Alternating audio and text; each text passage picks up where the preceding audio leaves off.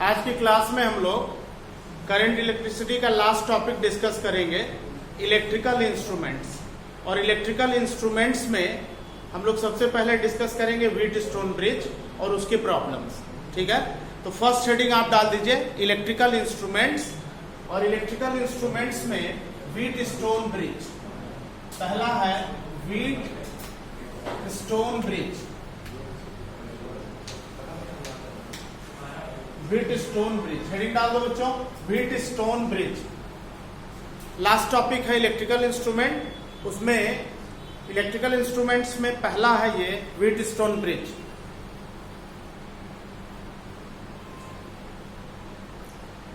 Wheatstone bridge लिखो बेटा। This is an electrical instrument, this is an electrical instrument, this is an electrical instrument having five branches, having five branches,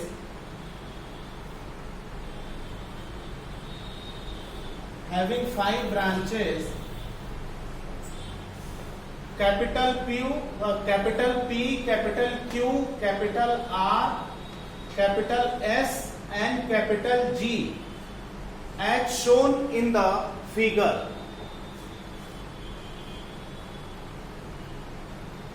As shown in the figure.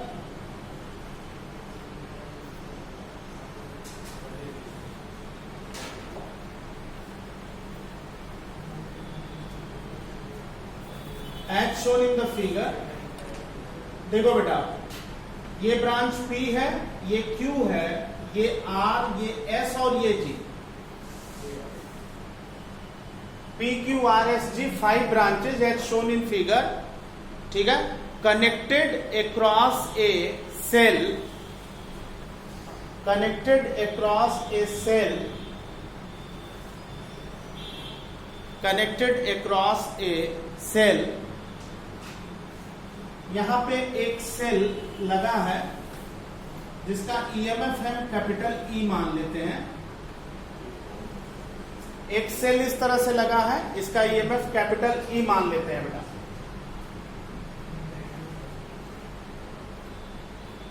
ठीक है, एक line लिख लीजिए इसमें,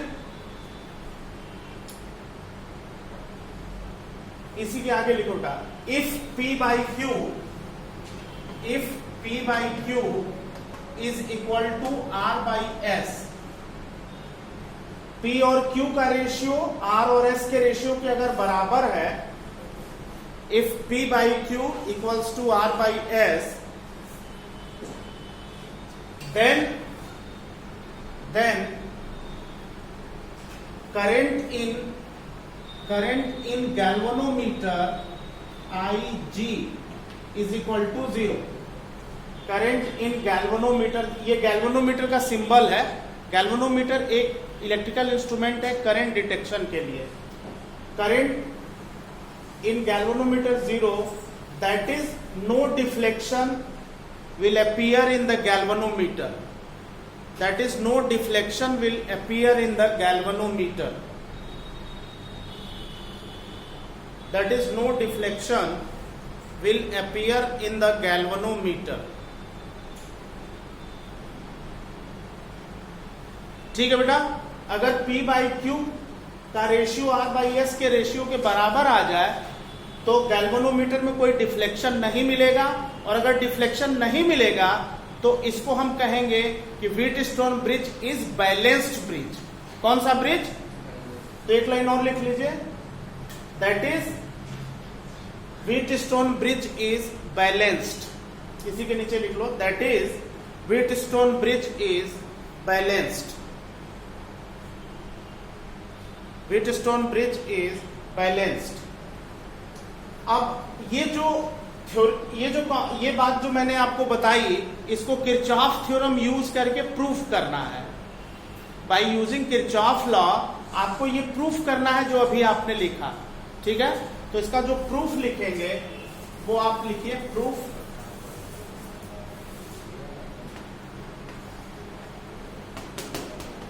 देखो बेटा, यहां से करंट सेल करंट I दे रहा है, इस ब्रांच में करंट I1 है और इस वाली ब्रांच में करंट I2 है। इस ब्रांच में कोई करंट है नहीं, ऐसा मान के चलते हैं, मतलब ये इस ब्रांच में अगर कोई करंट नहीं है तो ये सेम करंट इसमें चली जाएगी I1 और ये सेम करंट इसमें चली जाएगी I2 और ये दोनों करंट यहां मिल करके फिर आउटर सर्किट में करंट I फ्लो कर जाएगी। इस जंक्शन पे किरचॉफ्स जंक्शन लॉ सेटिस्फाई हो रहा है। क्यों सेटिस्फाई हो रहा है? क्योंकि total incoming current is equal to total outgoing current. इसी तरह से इस जंक्शन पे भी KGL Kirchhoff's junction law satisfy हो रहा है। क्यों? क्योंकि total incoming current is equal to total outgoing current. Is this clear? अच्छा, अब देखो बच्चों, ध्यान से देखिए, मैं ये जो लूप है इसको लूप 1 लेता हूं और इसको क्लॉकवाइज लेता हूं। किरचॉफ्स लॉ अप्लाई करना है हमें, इसमें किरचॉफ्स वोल्टेज लॉ अप्लाई करना है। कौन सा लॉ अप्लाई करना है? Kirchhoff's voltage law. तो लूप 1 जो लिया मैंने उसको क्लॉकवाइज लिया और लूप 2 जो है, लूप 2 है, उसको भी मैं क्लॉकवाइज या एंटी क्लॉकवाइज ले सकता हूं। तो अगर मैं लूप 2 को एंटी क्लॉकवाइज ले रहा हूं तो लूप 1 जो कि क्लॉकवाइज है उसका इक्वेशन क्या होगा बताइए? किरचॉफ्स वोल्टेज लॉ लगा करके लूप 1 का क्या इक्वेशन बनेगा? किरचॉफ्स वोल्टेज लॉ लगा करके लूप 1 का क्या इक्वेशन बनेगा? देखो, यहां से स्टार्ट करो, यहां जाओ, फिर यहां से आओ, फिर ऐसे आके लूप को क्लोज कर दो। किरचॉफ्स थ्योरम में बहुत सारे क्वेश्चन प्रैक्टिस कराए थे मैंने। आप इस पॉइंट से स्टार्ट करो, यहां जाओ, यहां आकर के फिर लूप को क्लोज कर दो। तो जब आप यहां से यहां जाओगे तो I1 और P का प्रोडक्ट क्या होगा? पॉजिटिव की नेगेटिव? मैंने बताया था कि अगर आपका पाथ और करंट दोनों सेम डायरेक्शन में है तो यहाँ पे वोल्टेज ड्रॉप होगा और ये नेगेटिव वोल्टेज डेवलप होगा। I1 into P minus I1 into P हो जाएगा बेटा। करंट और पाथ सेम है, आप यहां से यहां गए, करंट के लॉन्ग गए, प्रोडक्ट नेगेटिव हो गया। इस ब्रांच में कोई करंट ही नहीं है तो यहां पर आ गए, कोई पीडी डेवलप नहीं हुआ। आप जब यहां से यहां जाओगे तो ये जो पोटेंशियल डिफरेंस डेवलप हो रहा है I2R, वो पॉजिटिव होगा कि नेगेटिव होगा? पॉजिटिव होगा। तो ये हो जाएगा I2 multiplied by R is equal to 0। एक इक्वेशन ये बन गया।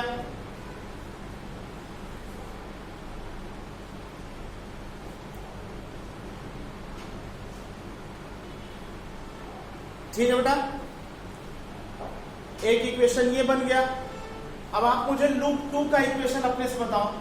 लूप 2 का इक्वेशन, लूप 2 को मैंने एंटी क्लॉकवाइज लिया हुआ है तो इसका इक्वेशन बताइए। आप एक काम करो बेटा, लूप 2 को मैंने एंटी क्लॉकवाइज लिया है ना, तो आप ऐसा कर सकते हो कि आप यहां से ऐसे जाओ, फिर यहां आओ, यहां आके क्लोज कर दो। इस जंक्शन से स्टार्ट करो, यहां जाओ, फिर यहां आओ, फिर लूप को क्लोज कर दो। क्या इक्वेशन बनेगा? जब आप यहां से यहां जाओगे तो प्रोडक्ट क्या होगा? पॉजिटिव की नेगेटिव? पॉजिटिव।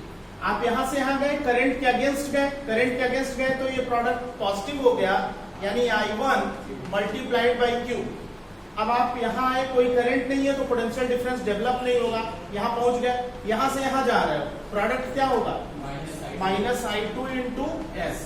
सब लोग बोलिए, यही होगा ना? कॉन्सेप्ट तो यही है।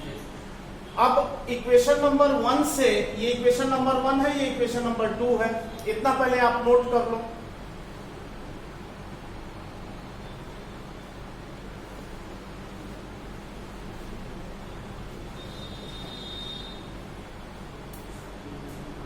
डन बेटा, डन।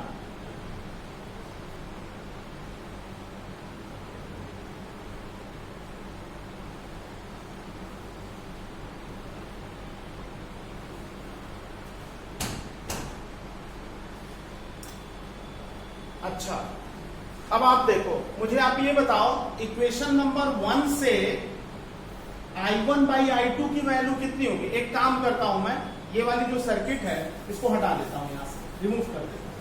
अब आप मुझे इससे बताओ, इक्वेशन नंबर 1 से, ये जो इक्वेशन नंबर 1 है, from equation number 1, what is the value of I1 by I2?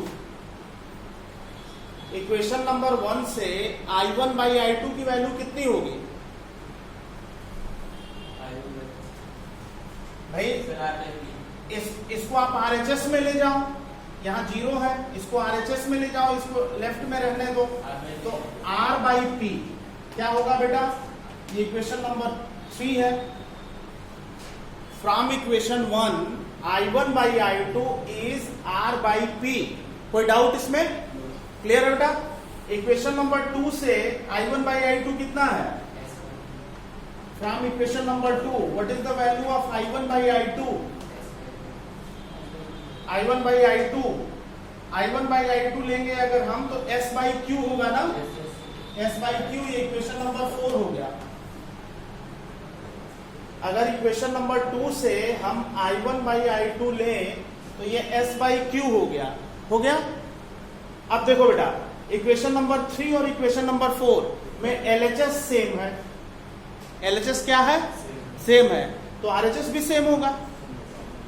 ठीक है, तो इसी के बाद लिख लीजिए, from equation 3 and 4 we get, from equation 3 and 4 we get, LHS same है तो RHS सेम, यानी R by P is equal to S by Q। तो क्या इसको हम P by Q is equal to R by S लिख सकते हैं बच्चों? इसको P को मैंने यहां कर दिया और S को यहां कर दिया, तो P by Q R by S के बराबर हो गया। इस तरह से किरचॉफ थ्योरम से व्हीटस्टोन ब्रिज जो है वो प्रूफ हो गया।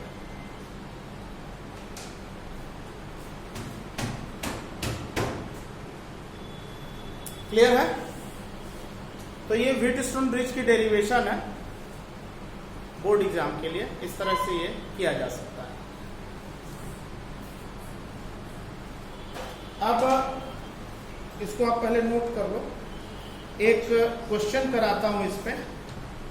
व्हीटस्टोन ब्रिज का एक इंपॉर्टेंट क्वेश्चन है, इसको लेते हैं।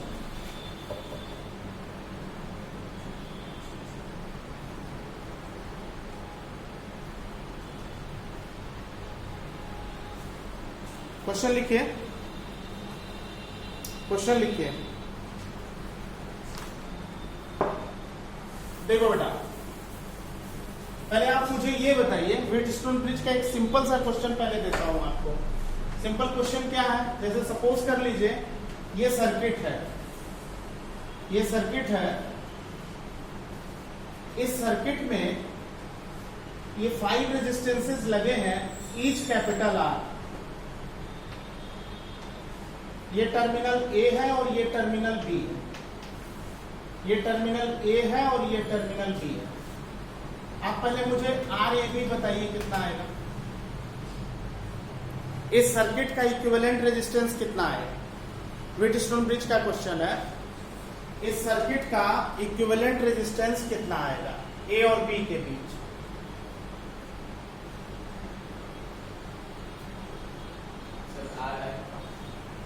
R, ठीक है, करेक्ट। कैसे R आएगा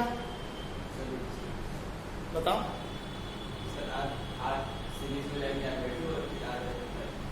सबसे पहले हम ब्रांचेज आइडेंटिफाई करेंगे। सबसे पहले क्या करेंगे? ब्रांचेज आइडेंटिफाई करेंगे। इस तरह के क्वेश्चन पहले करा चुका हूं मैं। जो इनिशियल पॉइंट ये है उससे कौन कौन सी ब्रांच लगती है सर्किट में? देखो, अगर इसको P माने तो ये वाली ब्रांच R होगी, ये इसको P माने तो ये R होगी। अच्छा, P को लास्ट पॉइंट से कनेक्ट करने वाली ब्रांच कौन सी है? Q है, वेरी गुड। और R को लास्ट पॉइंट B से कनेक्ट करने वाली ब्रांच कौन सी है? S है, वेरी गुड। PQ के जंक्शन को और RS के जंक्शन को मिलाने वाली ब्रांच कौन सी है? Capital G। यही है ना? यही मेथड तो बताया था भाई। जो सर्किट अभी बनाई थी उसमें देखो, इनिशियल पॉइंट A से 2 ब्रांचेस हैं P और R। P को B से ज्वाइन करने वाली ब्रांच Q, R को B से ज्वाइन करने वाली ब्रांच S, PQ का जंक्शन RS का जंक्शन मिलाने वाली ब्रांच कैपिटल G। अब क्या करेंगे इसमें? अब देखेंगे कि P by Q R by S के बराबर है या नहीं है। ऐसा इस सर्किट में P बाई क्यू कितना है, R बाई आर, यानी 1 भाई P बाई क्यू है R बाई आर 1, ठीक है। और R बाई एस कितना है बेटा, R बाई एस, R की वैल्यू R ही दे रखी है और S की वैल्यू भी R है, ये भी 1 है। तो P by Q R by S के बराबर हो गया। तो अगर ये कंडीशन होल्ड कर रही है तो क्या हो जाएगा, गैल्वेनोमीटर वाली ब्रांच में करंट की वैल्यू क्या हो जाएगी, 0। और अगर ऐसा होगा तो फिर क्या करेंगे, गैल्वेनोमीटर वाली ब्रांच में अगर करंट 0 हो गई तो उसको क्या कर देंगे, सर्किट से रिमूव कर देंगे, यानी इस वाली ब्रांच को हटा देंगे। अगर इस वाली ब्रांच को हटा दिया बेटा तो ये दोनों रेजिस्टेंस सीरीज में और ये दोनों रेजिस्टेंस सीरीज में और आपस में पैरेलल में।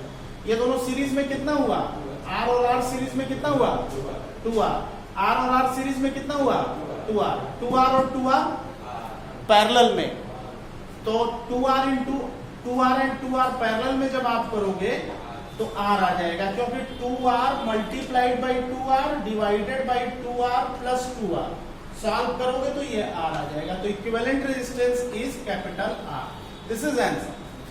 और सब्जेक्टिव एग्जाम में आप ये सारे स्टेप्स लिखेंगे बोर्ड जैसे एग्जाम में, बाकी ऑब्जेक्टिव में है तो स्टेप्स लिखने की जरूरत नहीं, immediately you can find out the value. बात समझ में आ गई? Is this clear? नोट कर लो बेटा।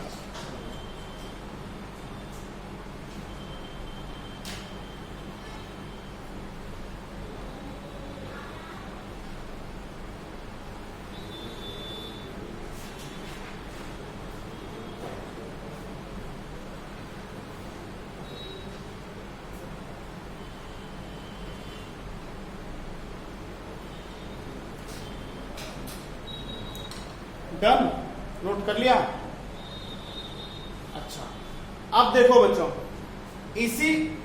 इसी कॉन्सेप्ट, इसी क्वेश्चन में थोड़ा सा चेंज करता हूं मैं और आपसे क्वेश्चन पूछता हूं। क्वेश्चन क्या है, देखो सर्किट लिख लीजिए। In above question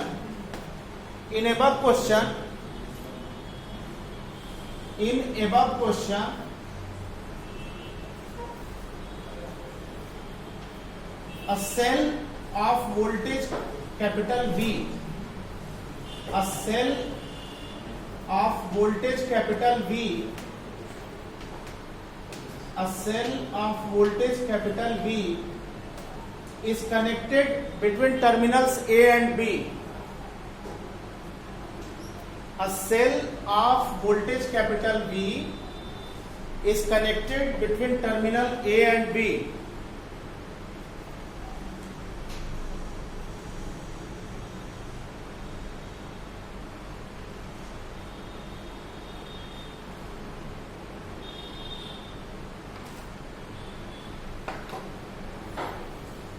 Connected between terminal A and B.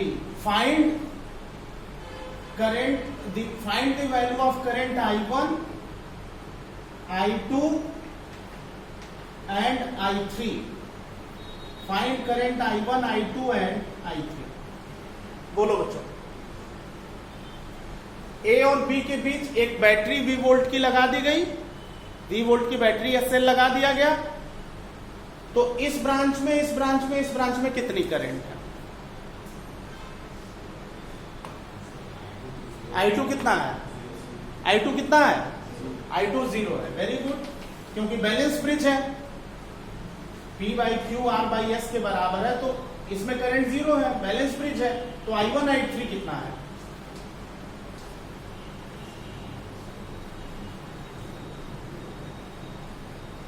I1 I3 बताओ बेटा।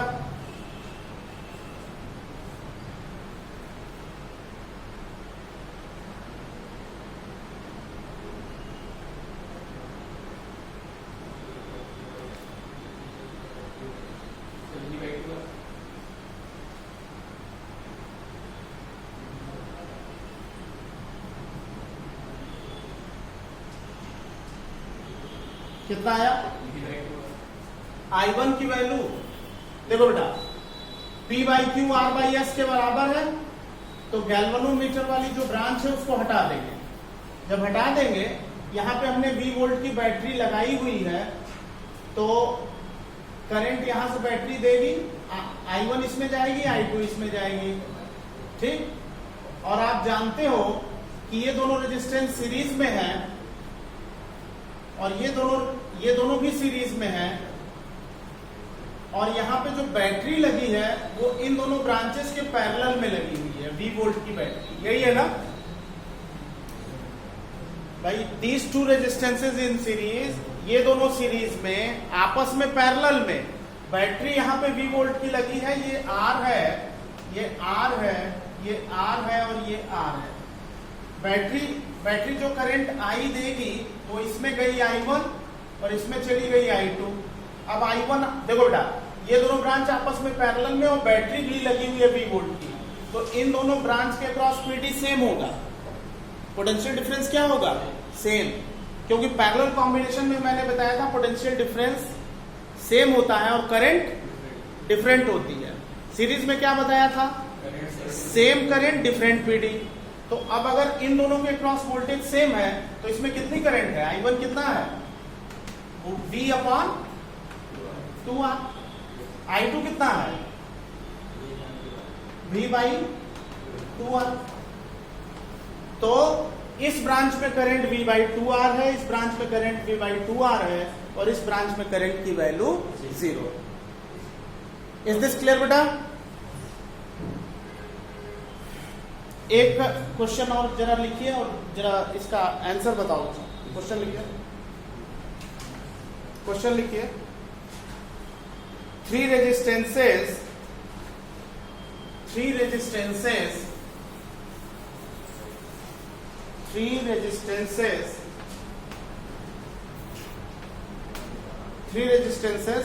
P, Q and R, P, Q and R, each of 2 ohm,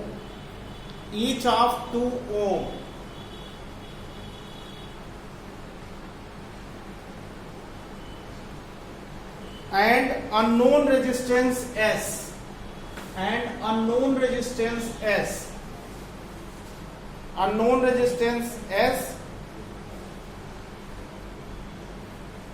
form Wheatstone bridge